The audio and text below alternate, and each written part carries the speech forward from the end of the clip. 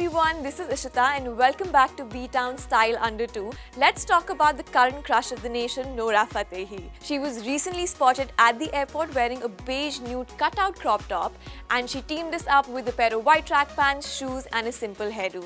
Let's check out different ways in which styling this ever-growing cutout trend can help you guys style yourself better. So I have different options that I want to recommend to you guys, and this is my personal favorite.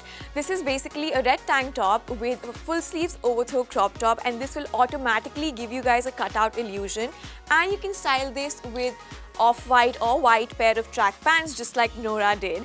And I would suggest carrying a sling bag along with it, and you can also pair it with maybe a white pair of boots or chunky sneakers. I think either of them would look really nice with this.